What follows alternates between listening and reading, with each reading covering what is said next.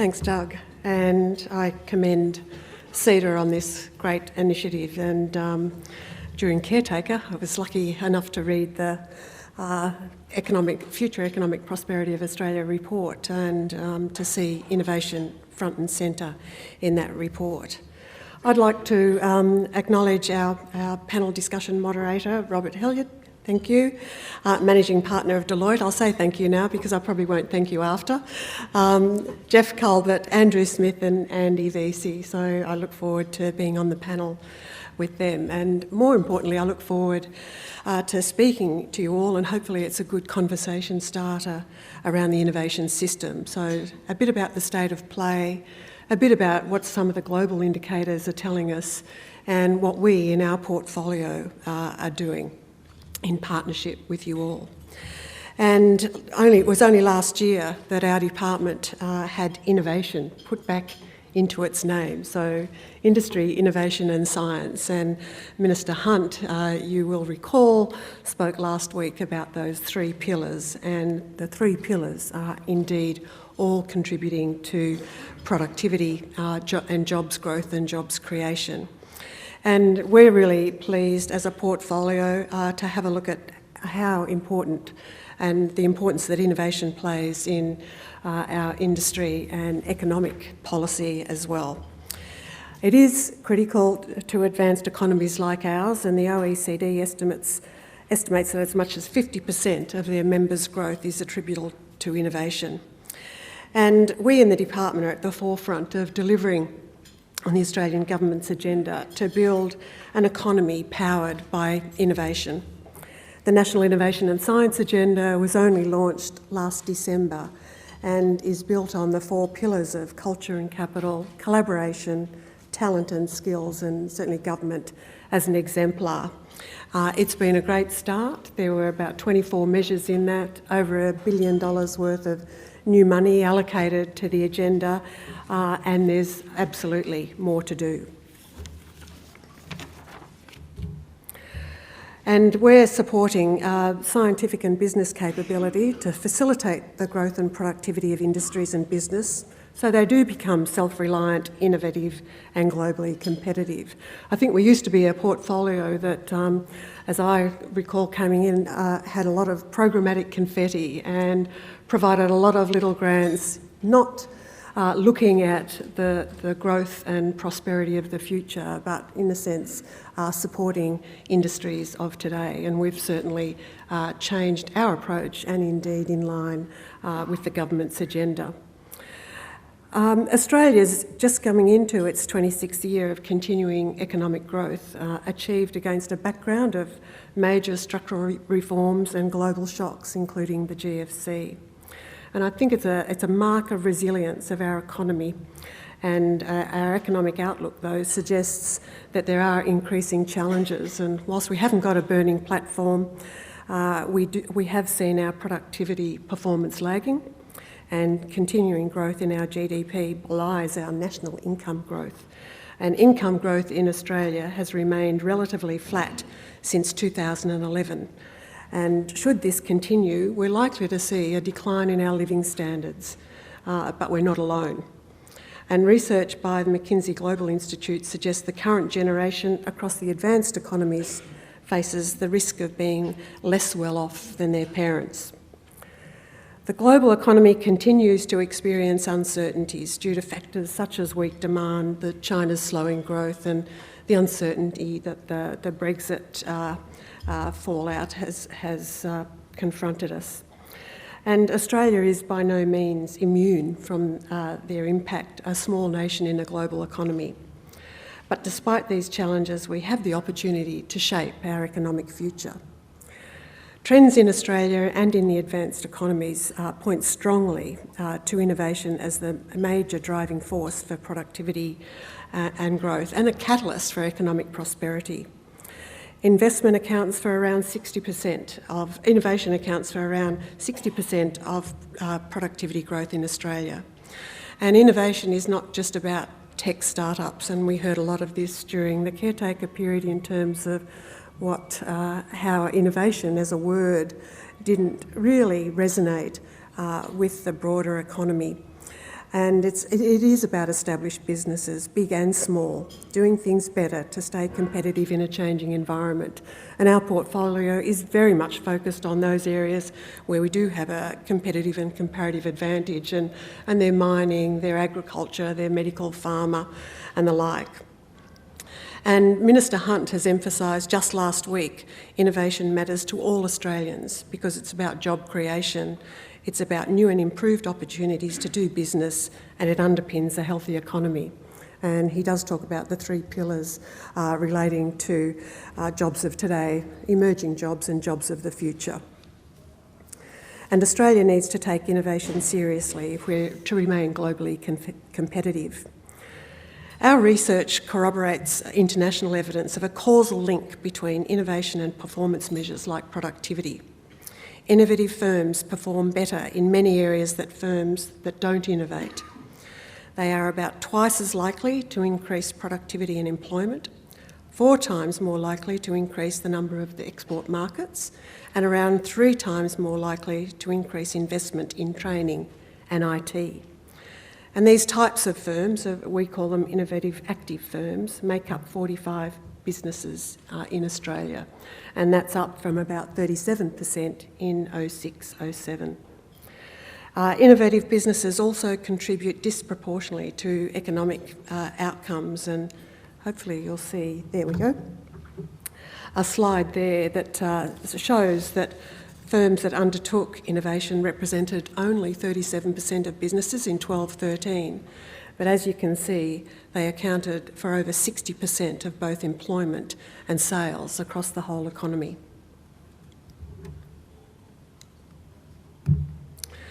Further analysis we've done also shows that firms that innovate continually, those innovative active firms, report much higher levels of sales and profit growth than those that innovate intermittently.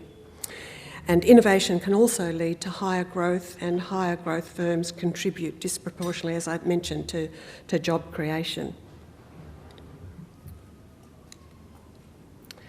And this is quite a telling slide. And as you can see, over the period 2002 to 13, which this slide relates to, high growth firms accounted for 85% of employment growth. Whilst most of that was in the larger firms, over the same period, those larger or mature firms were also responsible for a significant proportion of job losses. And as you can see, the net job creation has come from early, new start-up type businesses. Similarly, in the public sector, the benefits of innovation include operational efficiency, greater stakeholder satisfaction, enhanced economic prosperity, social welfare and environmental sustainability. And I think I feel extra pressure with innovation in our name in making sure that we do keep up with citizen needs and business needs out there.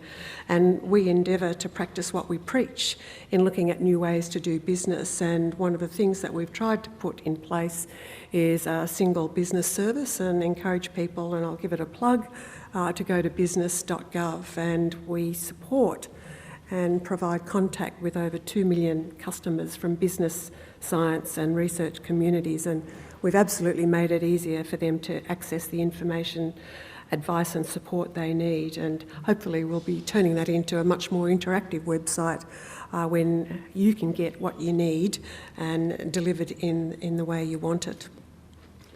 So how is the innovation system faring? Generally, Australia is not doing too badly, but whether we're doing enough in all aspects of innovation is certainly another question. To get a full picture of how we perform, one must examine a series of indicators that measure the input, output and indeed outcomes of Australia's innovation system, and I'd encourage people to go onto our industry website under the Chief Economist page and have a look at our Innovation Systems report, and certainly other economic reports available through our website. But I just wanted to touch on a couple of these today. Education, for example, we have a large pool of educated and talented young people, with almost 37% of Australians aged 25 to 34 having a bachelor's degree or higher in 2014. We also have a high-performing research sector, and we do well at entrepreneurship. For example, in academic research, Australia accounts for 7.3% of the world's top 1% of the most highly cited publications, placing us 7th out of 37 in OECD and other countries in 14-15. However, the recently released Global Innovation Index, I think we've dropped slightly on that, and that's reflecting relatively low indicators of knowledge impact and diffusion, and I'll get onto that in a moment. In terms of entrepreneurship, our share of total early stage entrepreneurship activity at 13.1% in 14-15 places us 6th out of 28. And we're ranked 13th on the Ease of Doing Business Index. And in terms of looking at the proportion of business that are innovation active, as I mentioned earlier, the latest data shows 45% of our businesses are innovation active, and this ranks us reasonably well among the 30 OECD countries, 5th for small and medium enterprises and 18th for larger firms. However, Australia ranks poorly, 24th out of 30 among OECD for high order innovations. That is, like new to market innovation. So we're fantastic early adopters and we're good at taking other people's great ideas and transforming them, but in terms of that new to market innovation, we need to do more work. We've also have to work to do in the area of venture capital investment.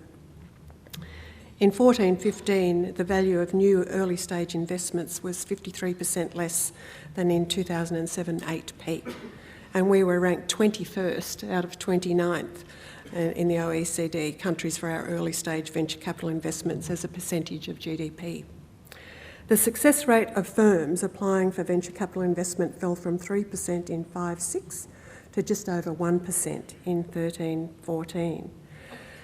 And what about our R&D investment? Our gross domestic expenditure on R&D was 2.12% of GDP in 13-14.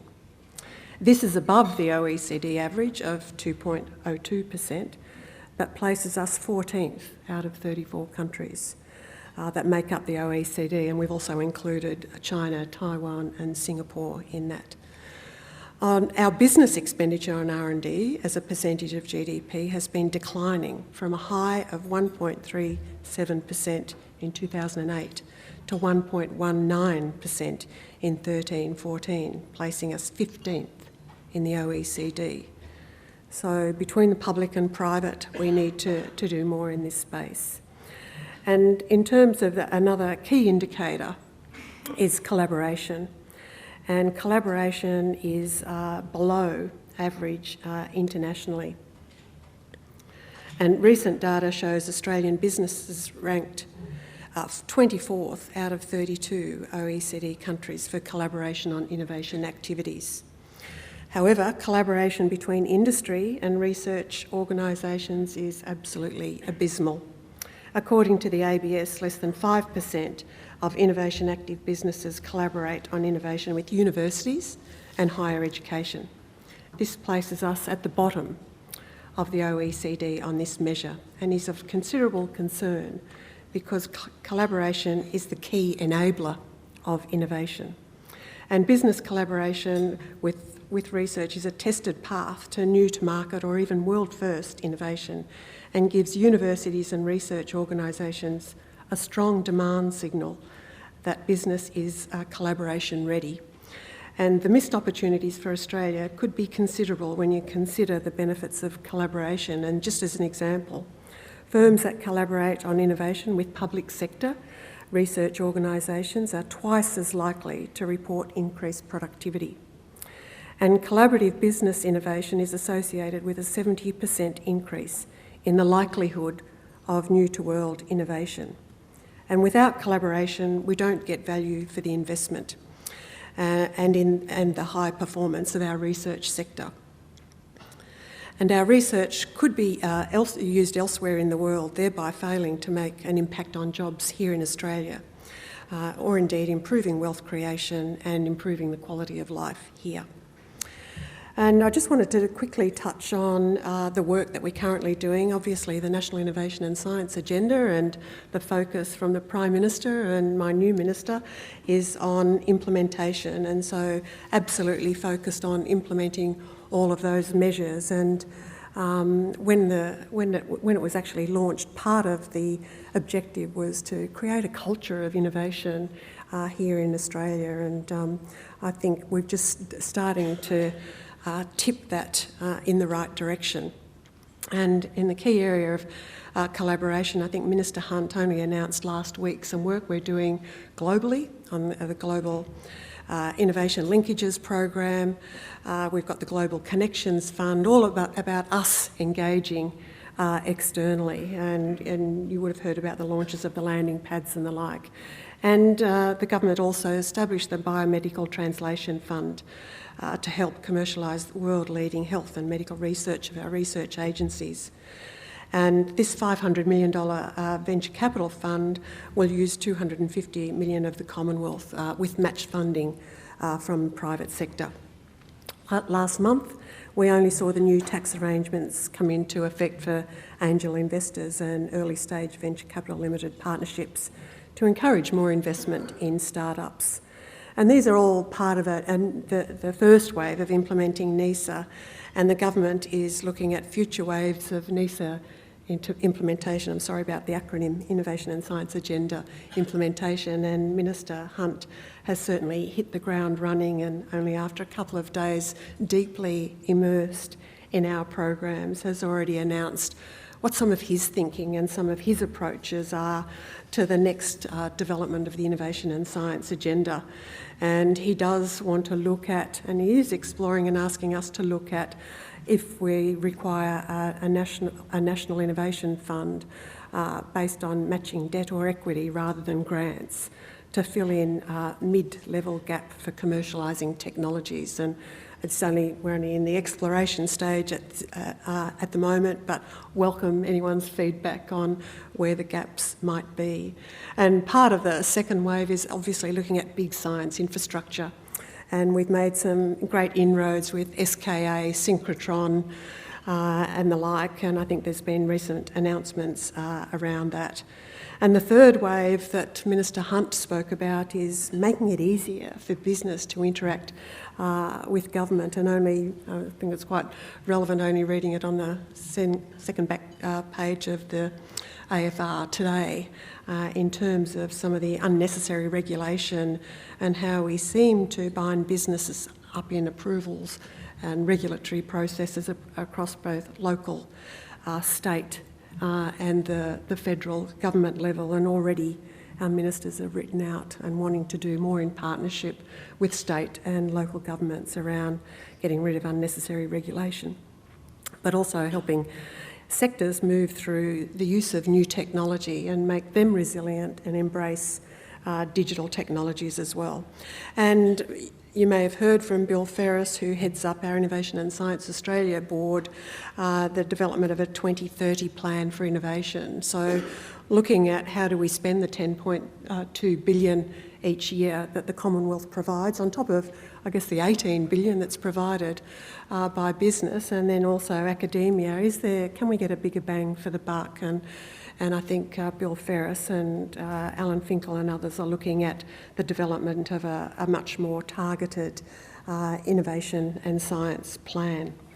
I guess the National Innovation and Science Agenda builds on some of the work that we're doing elsewhere in the portfolio around the 5 growth centres, and I probably don't need to go through all of those, but I think some of those are great exemplars of the innovation that's happening when you look at the mining industry, food and agribusiness and the like, and getting the big companies and larger companies to work with small, medium enterprises. And I think our strength as an economy comes in unity within Australia, and I think we need to do some more work as a portfolio aligning growth centres, our CRCs, the Entrepreneurs program and the like. So I think that's another area of focus in terms of that enabling an environment to support greater innovation and for businesses to grow. And so I think it's not just about industry seizing the opportunity, I think, but all of us, when you look across government, business, industry, academia, researchers, inventors, entrepreneurs. I think we absolutely, the take-out message is we need to be working together to make things work. There's no lack of scientific endeavour, no lack of will, but we absolutely need to get around to the table to deliver for the economy, for yourselves, and indeed for the population of Australia. So thank you.